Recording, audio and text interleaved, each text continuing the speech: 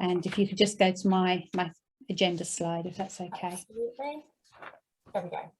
Lovely. So this is just to run you through what we're hoping to cover in this session. So we're just going to start off with some of the theory and perhaps also some of the background to sort of just understanding where you sort of need to be ahead of starting thinking about marketing. And then after we've talked through some of the, sort of the principles and things that you need to consider, we'll actually take you through some of the digital platforms that you might like to use with your marketing. During the session, there'll be plenty of time for questions and answers. If you've got any questions, you're welcome to either put them in the chat, or if it's something very pertinent to a particular slide we're on, then happy for you to take yourselves off mute and shout out. I'm not precious about that at all. So please do ask if you've got any questions. Okay. Right, so I think this just goes back to sort of like my opening point that I was making about, I think we're all operating in a sort of different landscape now to that we were in sort of 18 months ago before the whole COVID pandemic. I think we've definitely obviously seen a lot more rules and regulations that village halls are having to comply with. We've obviously been through lockdowns and reopening, and then further lockdowns and further reopening, and each time we've had to think about slightly different things. I think the communities have changed as a result of COVID. I think there was definitely a big surge. I think we all saw around people being far more engaged in their local community initially during the whole COVID pandemic. I think people were looking out for each other a lot more, and there was definitely sort of more of an emphasis on sort of community spirit. And I think it's something sort of at Cambridge Acre we've been thinking about, is how do you keep that kind of community spirit going as life moves on. I think changing demographics is something I think we're all aware of. I think particularly in rural communities, our populations tend to be getting older. So that's something that's always at the back of our minds, is how do we respond to that particular community need. And I think the other thing that around COVID is particularly around the sense of we've all been forced into our own homes for large periods of time, and we've got used to doing things sort of more online and more with just ourselves or with our own immediate families, and the idea of going out into the community and doing something is one that a lot of people feel quite nervous about now.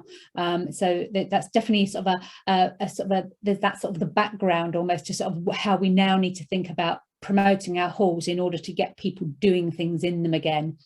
But as always with any kind of challenge, I think that there's always then opportunities you can take advantage of. So any challenge, you always have to sort of turn it on its head, don't you, and look for how you can turn it around and turn it into a positive. So that's what we're going to try and do.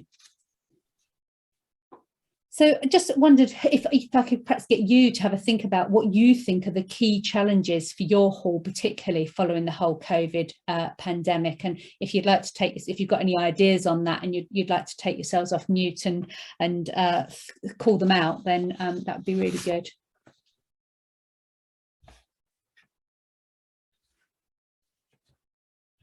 I think, sorry, I'm Stephen from Catworth. Hello. Hi, I think we've got quite an interesting mix of users of the hall.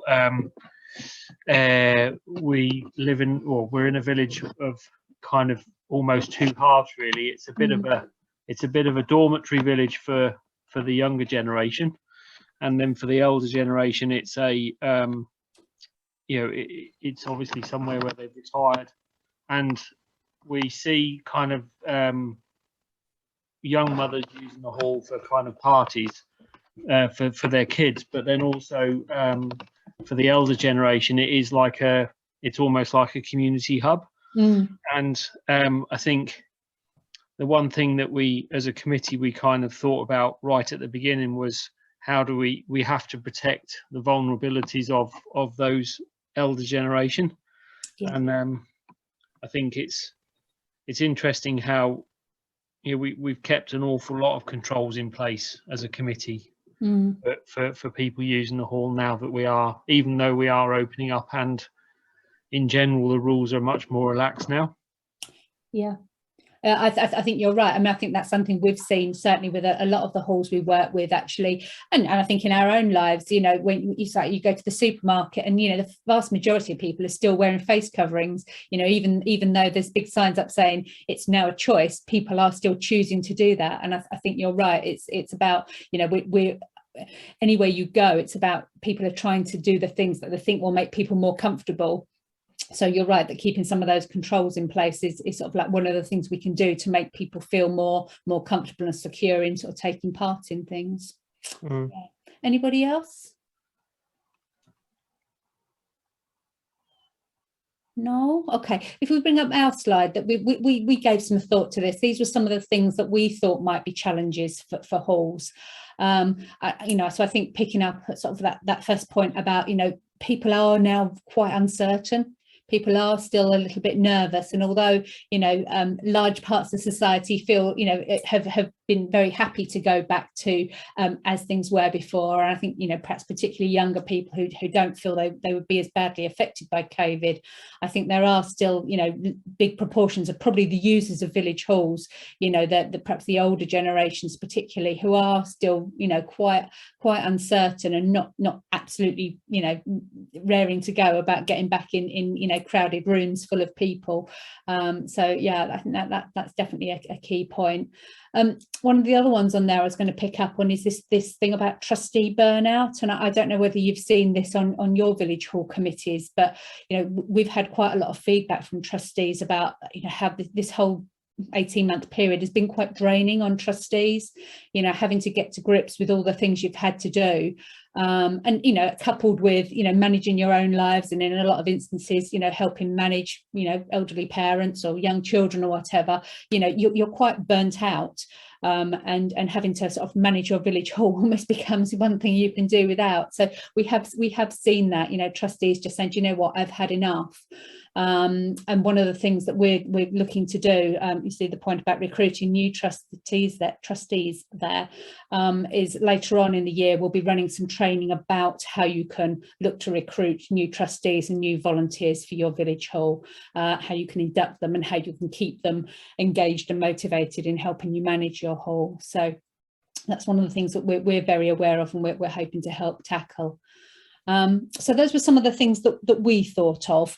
And I think that's sort of, it's a good background to sort of have in your head when you're thinking about how you're going to market your hall going forward.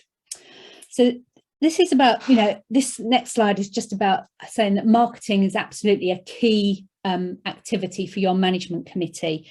It's as much a managerial issue as anything to do with your governing document, or anything to do with health and safety, or your fire safety or safeguarding, any of those things that you probably say, gosh, that's really an important responsibility of ours. So is marketing.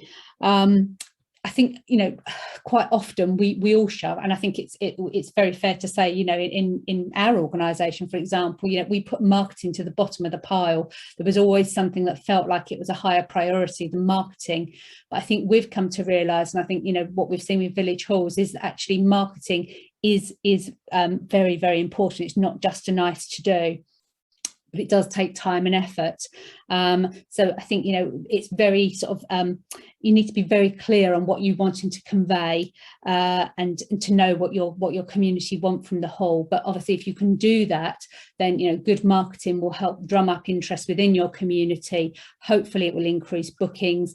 Hopefully then, if you've got a vibrant village hall, it's easier to find trustees and volunteers to help with its running. And obviously, as a result, you end up with a more sustainable and a more thriving village hall. Okay, so I think this is my slide. So it's really important that understanding the governance structure of your charity. Most halls in Cambridgeshire, if not nationally, the majority of village halls are actually charitable. And I suppose the question I want to pose to everyone this evening is, do you know what your charitable objects are in your governing document? And I would certainly suggest that everybody this evening goes away, checks their governing document, and has a look so that they understand their structure. You know, what is your structure? How is your charity set up? Obviously, your governing document will talk about how the management committee is put together, how you elect your trustees, or you appoint your trustees to your committee. But it's the most important point here really around marketing is about the wording around your charitable objects is that most village halls, the document will say something along the lines of that you are there to provide recreational activities in the interests of social welfare, to improve conditions of life for local residents, wording along those lines. But sometimes, and this is why you really need to check and understand your governing documents, sometimes there will be wording thrown in which is bespoke to your charity. So you could find that there's something in particular that the person who gave the land to the charity had a certain wish or aspiration. For example, we've seen some governing documents that don't allow alcohol to be served on the premises. So, you know, do check and do understand, you know, what the aspirations were laid down originally and what you can and cannot do within your facility. The last point on the slide here talks about halls that are managed by local councils. Local councils, it's always an interesting area for us here when we sometimes have to unpick situations with parish councils and communities about the way a hall is run. If a parish council is a sole trustee, they obviously have to act as a charity. But if a parish council is running a facility under their statutory powers, they'll probably have more freedom than they would if they were set up as a charity. So again, we can't stress strongly enough really how important it is that you understand what's within your governing document and what the objects of your charity are. The Acre model document, this is just the example of the wording that we have within our template document, and chances are your governing document will have similar wording to this, and you know, run along the lines of the wording that's on this slide in front of you. Last point on here, do check again in your governing documents to make sure there isn't that bespoke wording either in the governing document, or if you're in a position where you lease your building, there is a lease in place that prohibits certain activities. So yeah, check your governance and just make sure that everything is okay. In terms of what can happen in a facility, we can take a bit of a deeper look at that in terms of the hierarchy of what things should do in terms of the objects and how it's set out. Primarily, you're there to run community activities. So the 1 and 2 on this slide are clearly the most important elements and the elements that meet the objects within your governing document if set out as the template would suggest. After that, 3 and 4, you're looking then at probably the things that are the bread and butter money to your organisation, in the sense that they will be the higher value aspects, the commercial bookings, the ones that are supporting 1 and 2 as the community activities. And I appreciate that sometimes this can cause quite a bit of work for a booking secretary, because there's quite a bit of juggling there to make sure you're getting a good balance of those community activities, but also, you know, when a private booking comes along, and you might have to be a bit creative with a diary and talking to the regular users about, you know, how can we achieve both of these aspects, and would they maybe shuffle half an hour one way or the other to allow something else to happen. So, you know, it can cause friction, but you really do need to make sure that you're sitting within those within this hierarchy of booking preferences, really. Having a look at things that fall into the non-recreational activities, you can see the list on the slide there, and these are all things that are really important to communities, especially when we're seeing in rural areas, many of these things are disappearing within their own right. You know, the local post office is maybe closing, and you know, other services can't be delivered independently.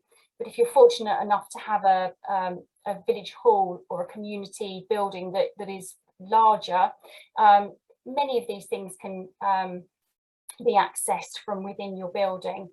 So again, it's about that balance. It's about making sure that you've got you're prioritizing the items within your object, so the charitable functions, but then allowing some of these valuable services to the community to take place. Brilliant, thanks Lisa. Okay, so getting into sort of the nitty-gritty, if you like, of marketing now. So marketing's a process much like any other, and really this one's just about getting people interested in your product or your service, and in this case obviously your product and service you're trying to promote is your village hall. And the way that it happens is as you through these steps that we're going to look at next. So, but really it's about understanding your customers, planning ahead, and then delivering what those customers want. So and obviously the ultimate aim is to make sure that you're you know, it talks about profit here, but obviously in terms of a charitable village hall, it's really just about hopefully breaking even or making a small surplus that you can then reinvest back into your hall. So if we look at the actual steps that are involved in developing a marketing strategy, you see, I talked about market research. So we would always say that the first step to developing your marketing strategy is by researching your current and your potential customers. Your next step is all about understanding what your USP is, working it out as a committee. What is your USP? And if you don't know the term USP, it's unique selling point, and that's pretty much a bit of marketing jargon. It's about as much marketing jargon as I know, I'm afraid. But it's about what is special about your hall, because that's obviously, you know, critically important to help you promote your hall. The third sort of plank in your marketing strategy is ensuring that you present value for money to your community, you know, so that they know that what they're getting if they use your hall is a good product. After you've done that, it's about evaluating what you provide quite regularly. You know, are you doing a good job? And not only are you doing a good job in delivering the services at your hall, but is your marketing activity worth doing? Has that gone well or not gone well? So there's a big point there about evaluation. And then the final point is obviously about marketing often. Marketing is not something you just do once. This is a whole cycle of activity that you need to keep repeating. If you just do it once, it won't have any impact. In order to have an impact, you need to promote your hall regularly, and you know, and when I say regularly, that's often, you know, keep going with it. So I'm going to look at each of those steps in a bit more detail now. So if we start with the first step, so this is about identifying your users' needs, and these are some of the things that you could do in order to find out about what your users, your current users want, but equally obviously thinking about, you know, future users, who else perhaps who doesn't use your hall currently, who else you could get their views as to whether, you know, they could use your hall, and then you could see if you could meet their needs. So, I mean, some of the things that, you know, are on there are things like, you know, do you have an end of hire feedback form? You know, that might not be something you need to do necessarily for your regular users, but for your one-off users, you know, those sort of non-recreational things Lisa was talking about, get some feedback from those people, find out what their experience was like. Obviously, you know, your regular users, you know, you're probably more likely to have a dialogue with them anyway, and you can sort of ask them face to face. But you know, that's no harm in doing that, just having a conversation with them. If there's any other activity going on in your community, sort of a neighbourhood plan or a community-led plan, or parish council doing something, can you piggyback on the back of that? Are there questions you could perhaps ask people about the village hall through that activity? You know, that's always a good thing, because people are in the mood for responding anyway, so you can capitalize on that. And then obviously thinking about sort of future users, you know, new potential users, you know, see what your competitors are doing. Who is, you know, do you know who your competitors are? What are the village halls like in the villages sort of surrounding you?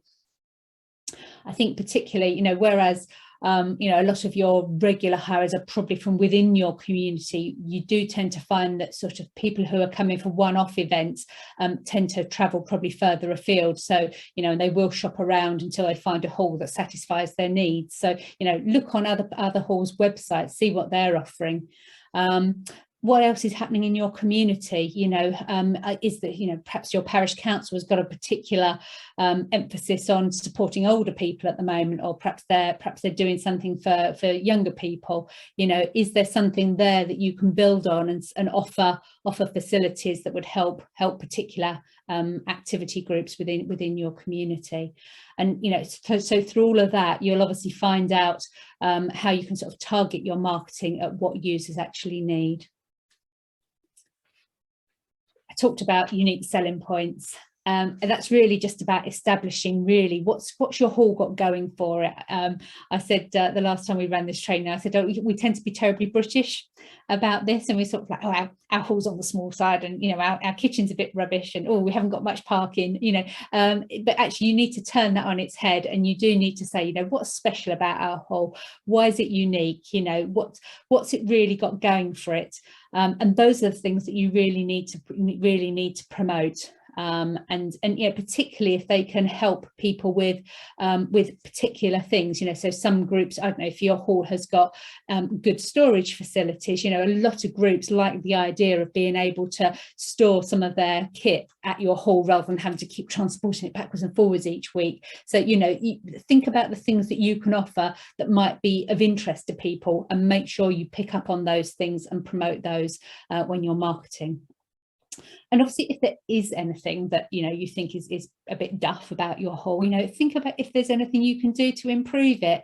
You know, is it worth doing something? It might be worth investing a little bit of money into something to try and improve your hall if you can. I think it was one of the things I mentioned to a group we said had this training with yesterday was around, you know, a lot of halls we know, particularly the charitable halls, benefited from some grant funding as a result of COVID, and some of them are actually sitting on little pots of money, and they're not quite sure how to spend that money.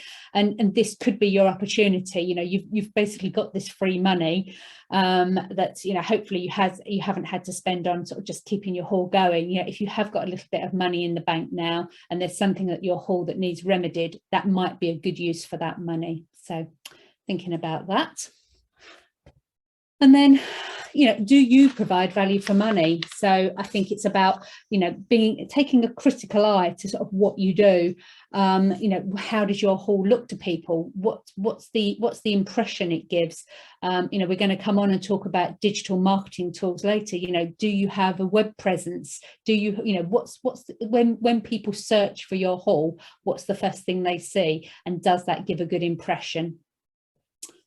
And, you know, just so thinking about those things. Then also, just on the back of that, just wanted to mention hire charges, because this is, you know, it might be a good time as part of your marketing strategy to look at your hire charges. I mean, part of that is looking to see, you know, are your hire charges appropriate? Do they sort of fit in the market? You know, are you very, very much cheaper than the halls in the adjacent villages, in which case, you know, perhaps that suggests you could raise your hire charges a bit, because, you know, you're obviously you know, losing out. If other people are getting that for an hour's booking, why shouldn't you be?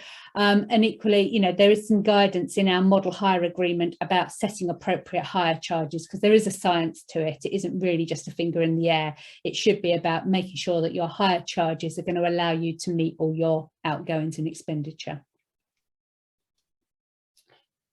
There's another point here just about looking at your bookings calendar, and perhaps seeing where the gaps are in your bookings. You know, do you have slots in the day where you don't have any bookings? You know, I know sort of tends to sort of be perhaps early afternoons and sort of late mornings. You know, people tend to have a bit of dead time in their diaries. You know, all groups want to hire your hall on a Tuesday night or a Wednesday night, but, you know, nobody's really that keen on a Friday night. So think about where the gaps are. So, you know, doing this kind of little chart where you see what you know, where the gaps are in your calendar, and then work out who might use those slots. You know, what are the types of group who might particularly be interested in that slot, and then you can really hone in your marketing and really target the groups who might be interested in that type of slot.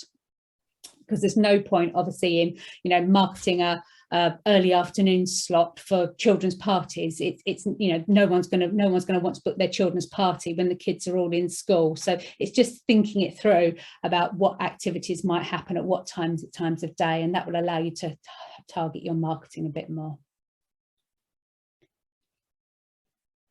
I don't know whether any of you have ever done a SWOT analysis. I suspect anybody who's been in the workplace in the last probably 60 years has probably done one at one time or another.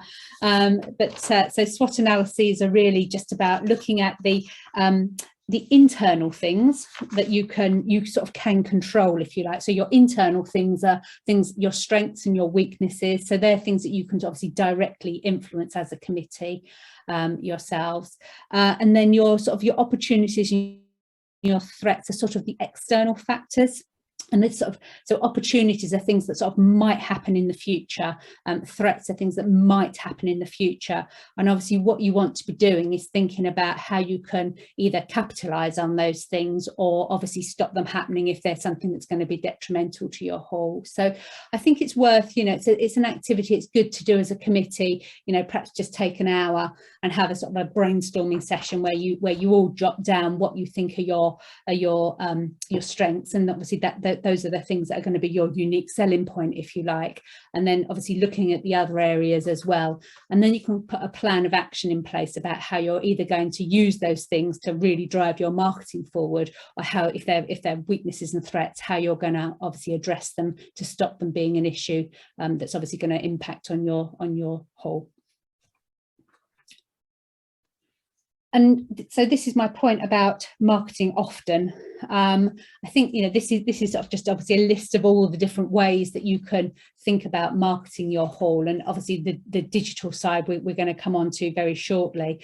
But, you know, there's still, you know, some of the more traditional ways of marketing your hall have still obviously got huge value, just in terms of, you know, posters, leaflets people can pick up and take home and pin on their notice board, things like that.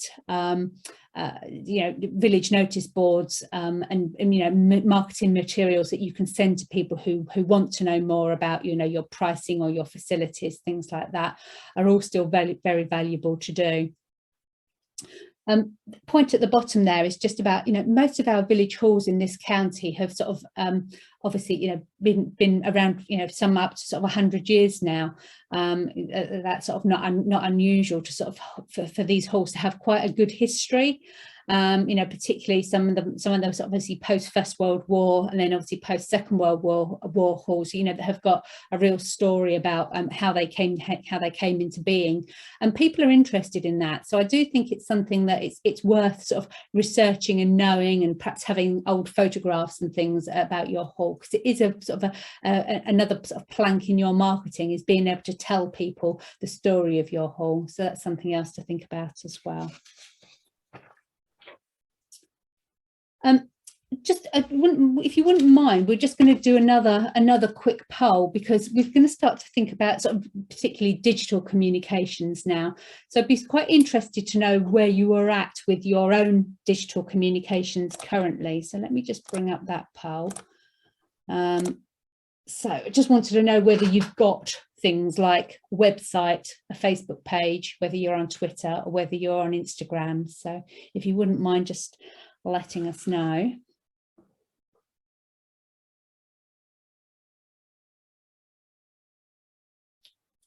So the people who haven't voted, is that because you haven't got anything? You haven't got anything, that's fine. Okay, if you haven't got anything, that's absolutely fine. So, I mean, sorry, I should share the results with you, otherwise it's not going to be much help, is it? Let me end that and share the results with you. Okay. So as you can see there, out of the 5 of you here this evening, there's 3 of you have got two of the people who voted have got a website, and one of the people who's voted has got a Facebook page. So I mean, that's sort of quite telling, that, you know, you haven't necessarily got those things in place already, which I guess is one of the reasons why you've come along this evening. I don't think that's unusual, that picture, in terms of the national acre survey that was run nationally, found that 91% of village halls who took part in that had got their own website or a page on a community website. So perhaps we're a little bit behind that. And Facebook, they found that just over half of village halls have got a Facebook page. But then looking at Twitter and Instagram, they were much smaller percentages. So I think it's fair to say that village halls are still getting to grips with having a sort of a digital presence. And that's obviously something that sort of provides some context, obviously, for our next session that's going to be looking at those digital tools in more detail. Right, we were due to have a sort of a short break now, but I mean, we've rattled through that relatively quickly. So I don't know how people feel, whether they would rather just carry on so that we finish a bit earlier, or whether people could do with a quick 5 minutes. I'm aware that obviously I've rattled on a bit at you. So quite happy to carry on. Is that a general consensus? Yeah, I'm happy to carry on. Yes, that's fine. Lovely. Okay, well, let's do that then. Yeah, great. Okay, that's fine. We'll carry on. So perfect. Okay, so now we're going to talk about actually going digital. So we go to the next slide. Lovely. Thanks, Lisa. So digital marketing, what is it? So sort of, if you look at the actual definition in that first bullet point, it talks about promoting your brand to connect with potential customers, either on the internet or in other forms of digital communication. And in this context, you can think of your brand as being your village hall and the potential customers as being your hall users. So for this purpose, digital marketing is about promoting your village hall to connect with potential users. How can digital help? I think, you know, more and more we're seeing that people are using digital marketing, and in fact some organizations now use digital marketing exclusively. You know, they've stopped doing anything. You know, I think in the old days, you know, for example at Cambridge Raker, we'd have sent, you know, hard copy letters and leaflets and things out to communities and to village halls. If we had something we wanted to interest you in, you'd have received it in the post. But obviously these days we don't do that. Everything's communicated digitally, for good or for worse, and that's almost the way that people expect things these days. I think the thing about digital is it is very quick, but it's, you know, so you can very quickly you can get a message out to people. And I think, you know, this was particularly helpful during the whole pandemic, when we needed to get information out to you about changing legislation. You know, we were able to do that instantaneously. If we'd had to wait to post stuff out, print stuff and post stuff out to you, you could have been waiting a week, and you'd have all been very frustrated. So I think, you know, the good thing about digital is it's instant. I think that perhaps on the downside, it can get old very quickly. There used to be this saying about sort of, you know, today's news is sort of tomorrow's chip wrappers, and I think, you know, it's almost quicker now with digital. You know, the turnover of information is that much quicker all the time. But, you know, digital does have a purpose, obviously, in you know, campaigning for things, in sort of gathering information. So a lot of sort of digital surveys and things that are undertaken now, obviously spreading news and awareness of particular issues, and then getting people to do things. So this term call to action is about, you know, getting the people who are receiving your information to actually do something with it. So I think, you know, digital has a real purpose there. So we're going to look next at some of the digital tools that you might wish to use. Okay, so the first slide I've got here is looking at surveys and how you can look to communicate with your hirers and get some feedback from them. So there are several choices listed here. It's not all of the applications that are available, but these are ones that we kind of know about, have used ourselves, and that people have told us they've used in village halls. With the Google Forms and the Microsoft Forms, obviously you do need to have an account with them, but they're all free to set up the examples we've got here. And what I would say is give them a go. practice with them, play with them. Some you'll like, some you won't like, I can almost guarantee it. As an organisation, we use Smart Survey, and that works really well for us. It's a application that you can do very detailed stuff on, or very simple stuff. So it works for us on several levels. But have a go, practice with them, see if they offer what you're looking for. But they are a really good tool to be able to, especially when you're communicating. What we heard from the other session was about there is a real marked difference between when you're communicating with younger people and the older generation. For example, younger people were probably more likely to respond to an online survey, and you may have to think of alternative methods to communicate with your older generation, because they're not necessarily going to want to complete an online survey. So this could be a tool in a kind of a box that you have of other facilities that you want to use when you know, engaging with your community. As it says here, really important to talk to your users, and one of the ways that you can do that is Facebook is a very useful tool in being able to not only advertise to your community, but also to engage with your community. There's an opportunity where people can like your page, follow you, but also comment on stuff and feedback to you, and you can feedback to them. So responding to your potential customers over Facebook is a really useful tool. People can ask, you know, what time does something start, or how much does something cost, and you can have that dialogue with them quite easily. The other options on the other bullet points on the slide here is, you know, if you've got an opportunity to be able to, you know, send out newsletters, you've got the ability to get them to sign up to newsletters, collect with your surveys. You can obviously collect the information in terms of email addresses. The one thing I would flag up there is about making sure that you're including your GDPR regulations on that, so that you're asking people that you can hold their personal details on your database, but obviously you need to make sure that you're keeping that information securely and on a password protected computer if you're keeping a standard database. If you use one of the models that I showed in the previous slide, obviously they will hold the information for you, and it is secure on their platforms. So you just need to, again, think through how you're going to hold that information, and is it safe and complies with GDPR. But once you've got people's email addresses, once they've given you permission to communicate with them on a regular basis, you've then got the opportunity that you can discuss with them, you know, events that are coming up, what they would like to participate in, send them regular newsletters. If you've got fundraising projects on the go, there's an opportunity to make sure there that you can get some enthusiasm going in your community for all of those things. As it says, the last two bullets, keep it relevant and don't overdo it. Don't overdo it is such a difficult balance.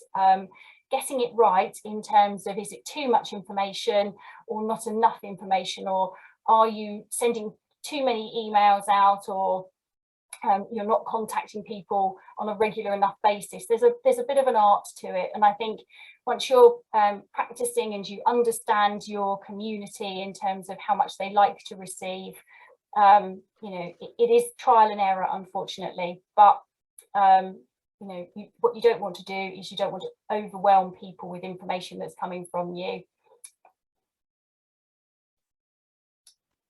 Alison, back to you. Yeah, okay, so we're going to come on next and look at websites, social media and newsletters. And before we did that, I just wanted to sort of talk to you about what sort of that digital footprint, if you like, might look like, just almost in terms of sort of the tone of how those things work. So I was thinking websites are sort of quite a formal way of communicating, obviously, in that it's pretty much sort of one-way information. You've put the information on your website and people then are reading that and absorbing it. Obviously, there is, you can have interactive elements in a website, for example, a contact us form or something like that. But for the most part, it'll be people looking at your website, reading what's on there, and then sort of deciding what to do next as a result of that. Websites tend to be the first place people look for information these days. I think probably we're all used to, something crops up and the first thing we do is we jump on Google and we Google it, and what we find is sort of then what sort of informs our decision making next. So I think good websites are absolutely fundamental going forwards. Social media, I would say, tends to be very sort of informal and more chatty. There's more opportunities, as Lisa's just mentioned, for sort of dialogue with people, much more interactive, much more sort of two-way. And again, there's something in social media, particularly for younger people, that might well be the way that they make initial contact with you these days. Probably less so sort of your older audience members, but definitely on social media, we as an organisation see the people making contact with us for the first time through social media more and more. A newsletter, perhaps the third point on the triangle, again, they're a bit one way. Obviously, it's about you dispensing information to people, but it's that they can be quite a useful resource about keeping people up to date on what's happening at your village hall. So if we look at those in a bit more detail, I'm going to start with websites. So these are some of the key things that websites should have on them. And it seems like a funny thing to say, but you'd be surprised at the number of websites you go on that don't have these things on them, that are dreadful to navigate. It's really hard to find your way around them, that don't have information about how to contact somebody, that are just, or perhaps just one of those dreadful contact us boxes, but no email address and no telephone number. And it's really frustrating if you want a really quick reply and you fire off an email via the contact us and you just think, well, will I get a response or not? So think about different ways that people can get in contact with you. I said about websites being the place where people will sort of go to look for information and perhaps will make decisions on the back of that. So you need to ensure that your website has got all the information on it that's going to inspire people to think, do you know what, that's where I want to go and have my event. So information about what rooms you've got, how big they are, how many people you can accommodate, whether you've got good car parking, what the costs are. Don't leave it completely oblique. If you have different levels of cost for different user groups, tell people. I don't see there's a problem in saying, we charge one rate for village residents and one rate for commercial hires. I think people expect that to a certain extent. If you can put some pictures on your website, that's really good. I think people have got quite limited imaginations sometimes. So if you can if you're trying to promote your hall as a wedding venue, for example, if you can show, rather than just showing a picture of your empty hall, if you can show your hall dressed for a wedding, that will inspire somebody to think, do you know what? Yeah, I wouldn't mind holding my wedding reception there. So think about how you can make your pictures attractive and give people a sense of what they're going to get if they book your facility. And I think that point about, sorry, Lisa. Oh, sorry, you want to go back? Sorry. Please, sorry. Just that point about map and directions, please make sure that you put the address of your hall on your website. We find this quite often as Cambridge Acre. We know we've got to go and visit somebody at a village hall and we don't know where it is, and we look on the website and the website doesn't tell us where it is either. I think so often because primarily your audience for your hall is your local community, you've almost made the assumption that people will know where it is. So a map and some directions or a precise address is a really, really good idea. Okay, so now we were going to look at social media. And we're going to look at the actual different types of social media very shortly. But social media is really about you put some information out there, and within that information, you want people to do something. So what do you want people to do? How do you want them to react?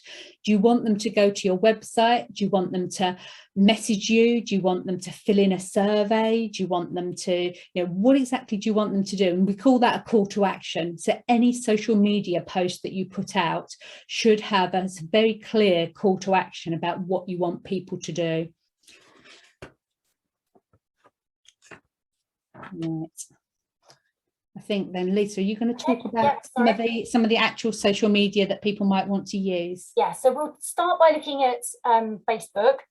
So Facebook is great, really, for finding out what's going in your local area and your local neighbourhood. And maybe some of you are already on your village Facebook pages.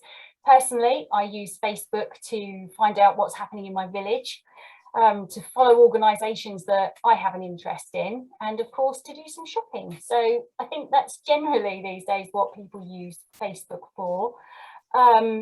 It's a really good idea to, from your village hall perspective, to, if you're not already part of your the village group, is to to sign up to your village group and see if they're comfortable with you, sharing information about the village hall on the Facebook, on their Facebook page, Facebook group rather, should I say.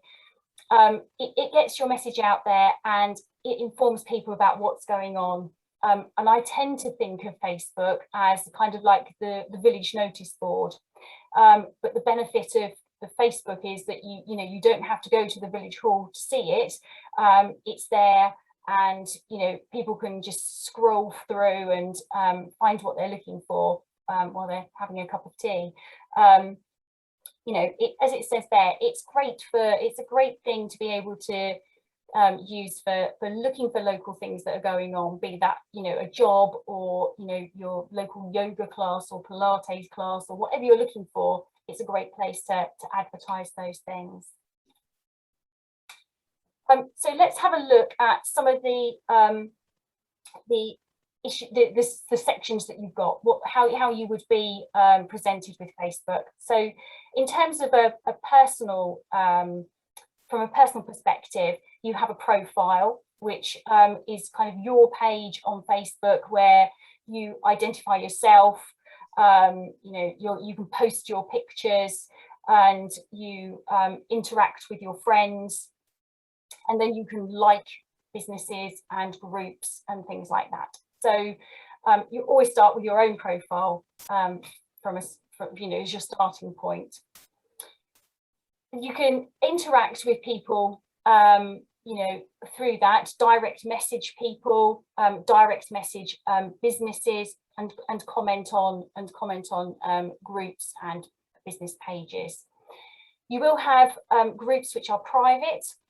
And you might find that many of your village groups are private. I know certainly in my village, the village groups are private and you ask to join them or you're invited to join them. And you can set up a similar one, you could set up a similar one for your village, for people who are, for your village hall, for people who are interested in the activities that are going on or certain activities that are going on. It might be that you've got a theatre group or something and you could set up a group for that. All of the groups have administrators who would, monitor the posts. So you would need somebody on your, if you did it through your committee, somebody who would be there and available to monitor it and make sure that people are acting appropriately on your Facebook page or your Facebook group. It's really good, as it says there, to be able to, share photos, especially of what's going on. Share information about, I've already said about activities. I can remember when I was looking for a local yoga group, and it was actually much harder than I thought, because many of the village halls in my area didn't have active Facebook pages. While they had a page, they weren't necessarily making the link between the activities that go on and the actual village hall itself. So I think probably from a user perspective, I think one of the things that I would say, if you're looking at setting up a Facebook page, it might be a really good idea to engage with your hirers and ask your your groups that have activities going on in your hall, if they want to post something on there. So have they got material that you could share on your Facebook page? So, you know, if the local yoga teacher gives you the information about when her classes are held, or she can share it on your group, it's a really good way for her to be able to notify people of what's going on, what time it is, how much it costs, and, you know, encourage people to come along. So it can be a really, really useful tool for you. This slide really is just covering how to set up a Facebook page. If anybody is interested in setting up a Facebook page and they don't know very much about it, what we can do is we're very happy to do sort of one-to-one sessions. We can do them over Zoom, or, you know, just talk you through over the phone, or whatever works for you. We can help you to set up a Facebook page. It's a really good idea before you do sit down to do it to make sure that you gather all of the bits of information together that you need. So some really good photos. Make sure you've got all of your web address details, the contact details to hand, so that simply as you go through the process, and it is literally a very easy step-by-step process, you can just enter the information in, and then basically you're kind of good to go, as it says there. Let's have a look at Twitter.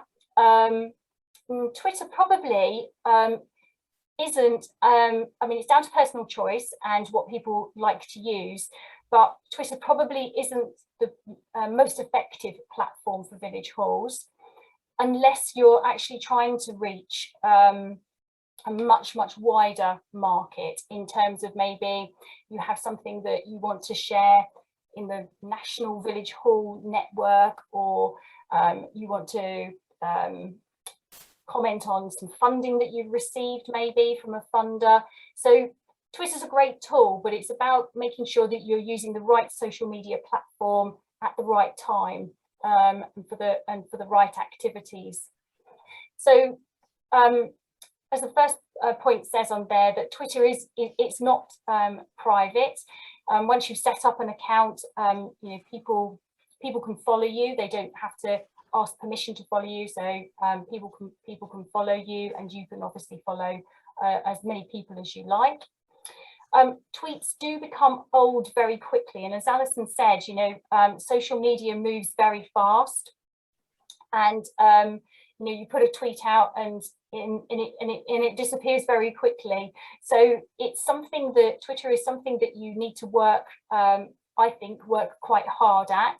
It takes quite a lot of input. If you've got something that, the third bullet point there about pinning something, if you've got something important that you want to say and you want to keep there for a period of time on your feed, you can actually pin a tweet.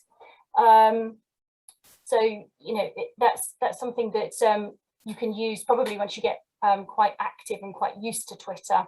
There are tools within Twitter that you can use to make it even more effective for you. In terms of how people use Twitter, as it said on the last bullet there, it's you know, it's about chat, it's about interaction, it's about a fast-moving discussion that people can have. Sometimes Twitter, we've probably all seen in the media how cruel Twitter can be if people engage in, like the likes of Piers Morgan, engage in his conversation. But I think, you know, for a village hall, it can be a useful tool in terms of communicating. Maybe you want to highlight something that you've done. You've maybe had sort of like new electric charging points put in your car park, and you know, that would actually have a wider appeal, you know, county-wide or nationally in terms of what you're doing. So Twitter could be a really good tool to get that message out there. And we'll talk about hashtags as we move along. So I'll save that little bit for as we go through the slides. So this is about setting up a Twitter feed. Again, it's very much a step-by-step process, and the offer stands the same as it does for Facebook. If you wanted a hand setting up a Twitter feed, you know, we can do that, help and support you if you wanted to do that. Okay, so looking here about Twitter and what it's good for. So, you know, as it says there, the promotion of everything and anything to do with your haul.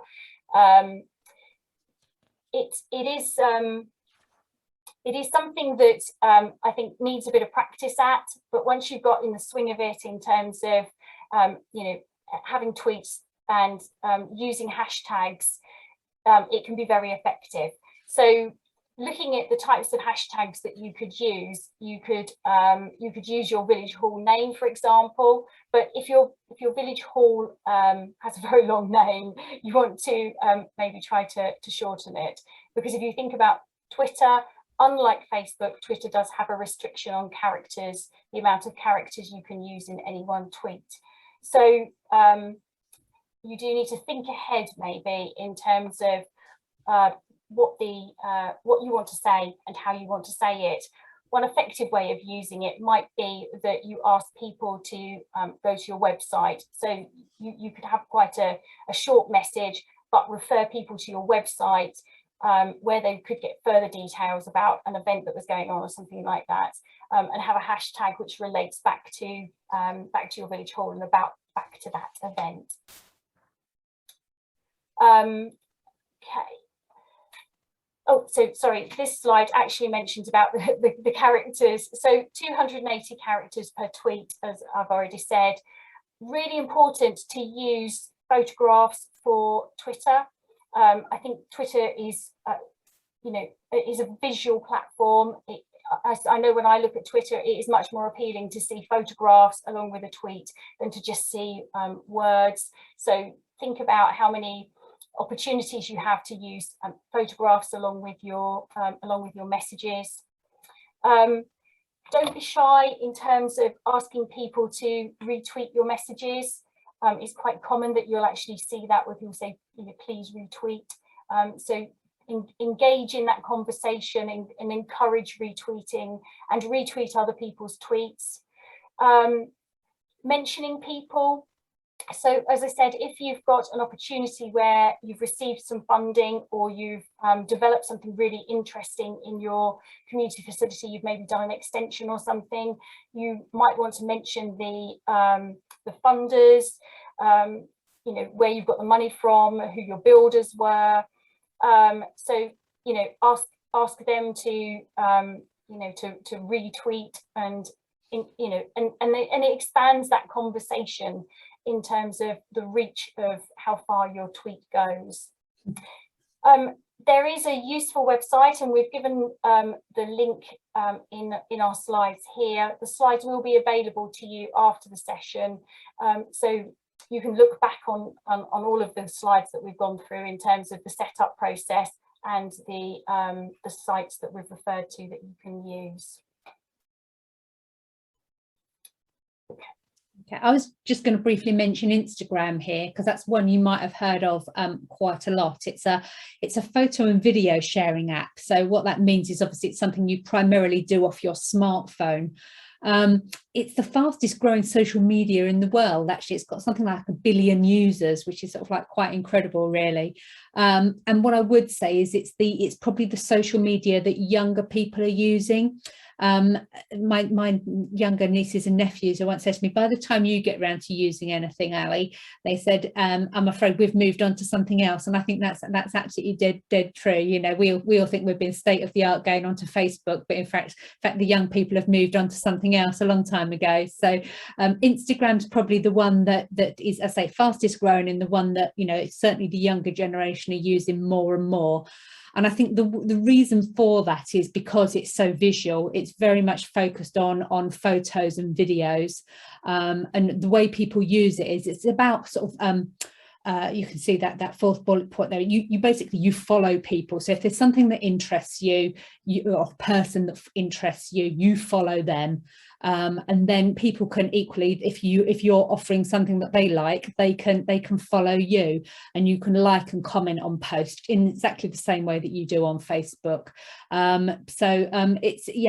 It's and again, you can use hashtags, and you can tag people in the same way that Lisa was talking about Twitter, so that, you know, if there's a particular thing, so for example, if you go onto Instagram and you look up the hashtag Village Halls, you'll see all the posts that have ever been put on Instagram about Village Halls, and you can then sort of scroll through them. So that's sort of the way it works. You know, you find topics that interest you, and you say you want to follow them, and then that's what appears in your Instagram feed. There are some village halls that are getting into Instagram. I think, you know, it is sort of quite heavily reliant on having good images. So, you know, if you've got somebody on your committee, or I don't know, if you can find a young person in your community who loves taking photographs, if you can get them to, you know, help you with Instagram by taking some really good pictures, and obviously helping you get them onto the actual app, then I think that's definitely a way to go. What I would say, I think, you know, just to sort of summarize this whole sort of section about social media, is I would say choose your social media carefully. I think it's better to try and do one really well than try and spread yourself really thin, do all of them, and then, you know, find that you're not posting on them. I think, you know, we saw that, I think, when Twitter first became a thing, lots of people set themselves up a Twitter account, tweeted the once, and then have never tweeted again, and that's really frustrating. You know, if you go on and you're searching for something, and you go on there and they've just, you know, they've not posted since 2017, you think, well, what was the point of that?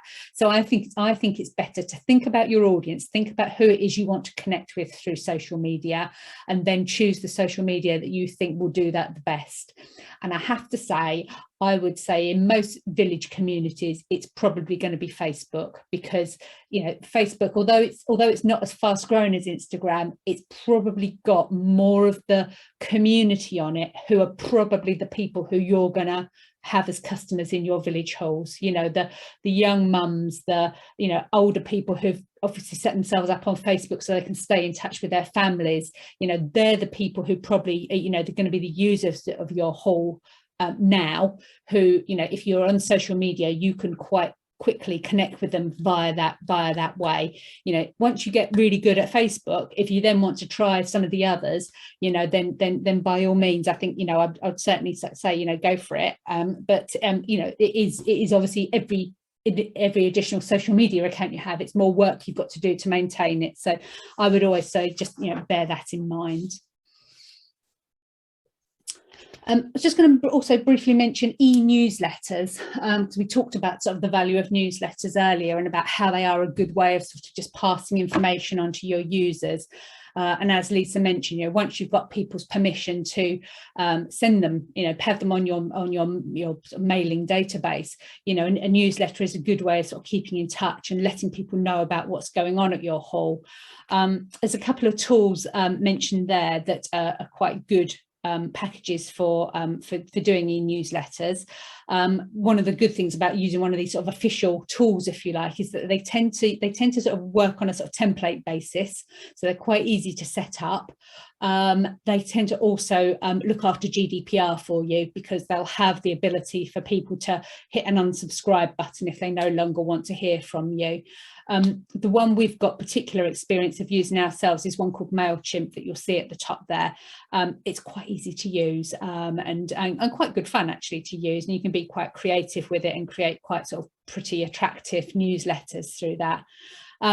Constant Contact is one that somebody else has recommended to us. It's not one I've got any experience of using myself, and there obviously is a cost to that one, but I think, again, you know, it's probably worth sort of, you know, Googling that kind of thing and seeing, you know, which one do you think fits with what you're going to want to do.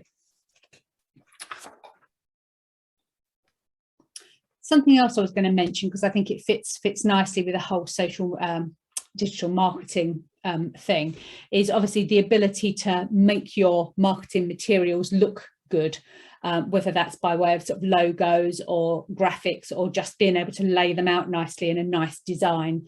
And a tool that we've found that's really quite good for this is one called Canva, and it's basically sort of like a desktop desktop publishing sort of design tool, if you like, for amateurs, I would say. Certainly it works for me. It's not for professionals. I don't think a professional person would use it, but it is free and it is quite easy to use. I mean, essentially what you do is you choose the shape that you want to sort of do your design. So, if it's an A4, say you wanted to put a poster up, if you wanted to, you could just choose an A4 sheet of paper size, and then basically you drag and you drop your sort of pictures in and overlay text and things like that. Canva has lots of templates and lots of images that you can use for free. And also I've said inspiration there because it is quite, when you go on there and you think, I don't know where to start, because there are these templates and things on there, sometimes you can just use that as the basis for your design and then adapt it to how you'd like it to look for your haul. And then once you've obviously done your design, you can then download it and you can then use it on your social media or use it in your newsletter. And just to sort of, this is a really basic sort of, to show you what you can do. You can take an image like the one we've got on the left here, and then you can just overlay text over it. And so it just becomes this is one we created just to put in the header of an e-newsletter that we were doing for one of our projects. But you can see how you can just start to bring words and pictures together, so they sort of start to create a design rather than just sort of being standalone.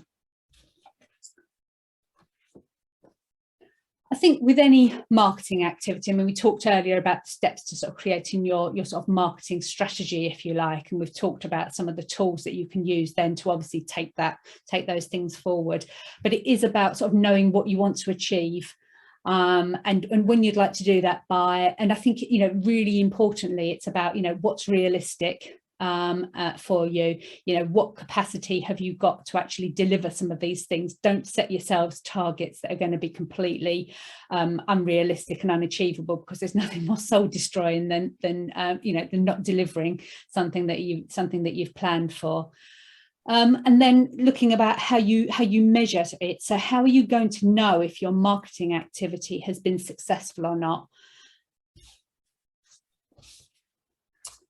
So that's this next slide, which is about how effective is your digital marketing. So I think it's about sort of thinking about what you would like to achieve. Would you like to get your Facebook page set up, and by the end of the year, how many likes would you like to get on Facebook? What might be achievable? If your village Facebook page has got, I don't know, 200 people on it, say, would you be pleased if you got 50 people to sort of like your village hall Facebook page?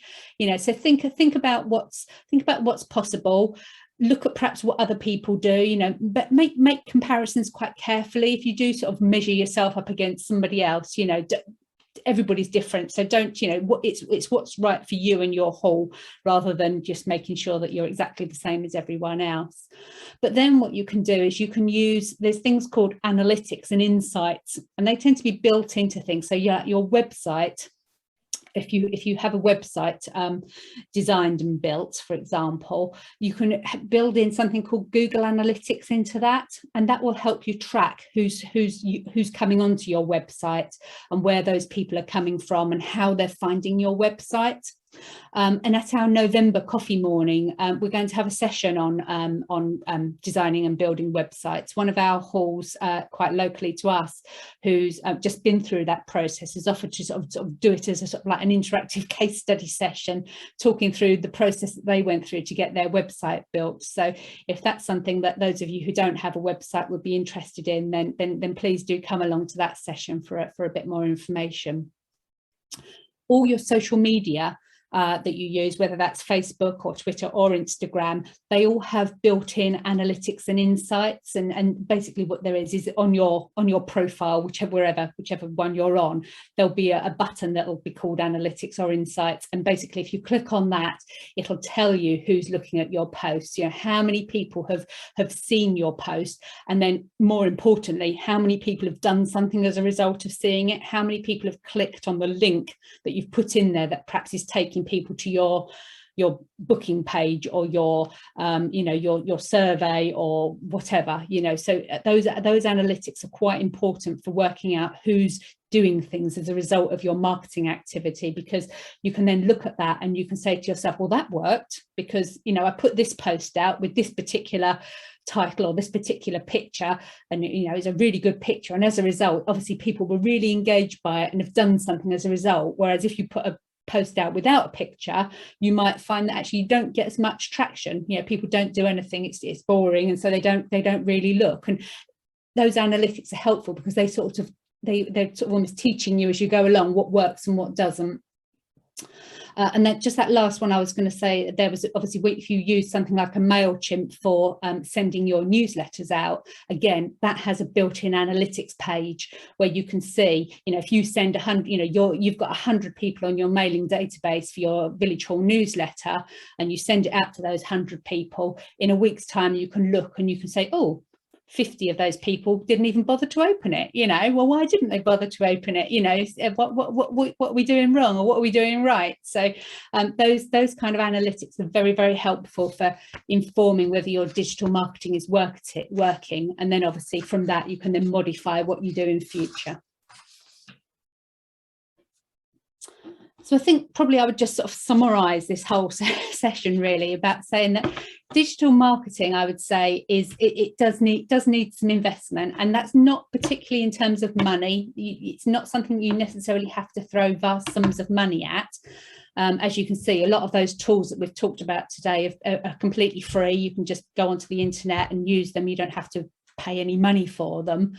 But you can see from what we've spoken about is that you do need people. You do need people with the right skills, and those people do need the time to do it. So, you know, that's what I would perhaps emphasize, is that, you know, decide what you can do that's achievable, and then find the people who can support you to do that. You know, don't think you've got to take it all on yourself. You know, find the people in your village, put the call out on your village page. You know, does anybody in the village with any, you know, is there any 18-year-old at college who'd love to, you know, perhaps they're doing a marketing course at college, and they, you know, would they like to come and help with your Village Hall marketing? You know, I think if you ask the question, quite often you'll get people come forward and offer to help. And I think, you know, that's what you need with digital marketing. You need people who are willing and able to get involved and to support the whole process. So I think I'll stop there and ask if anybody's got any questions.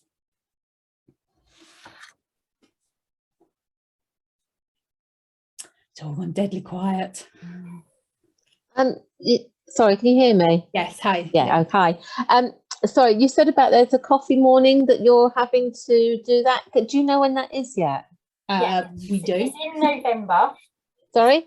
It's in November. November. Yeah, let me just have a quick look at the date, because I don't want to go and give you the wrong information. I've got the 20th rattling around in my head, but I'm not sure if that's right. Bear with me just 2 seconds and I will have a look.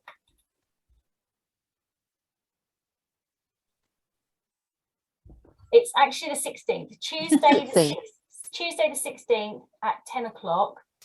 And yeah, it'd probably be about an hour and a half session. Okay. Quite informal, and as I say, we've got it's actually Witcham Village Hall who have developed their own website, and they're really keen to share their story of how they developed their website, but also the conversations they had as a committee, and right through the process to how they then launched the website at the end. So it should be quite an interesting session.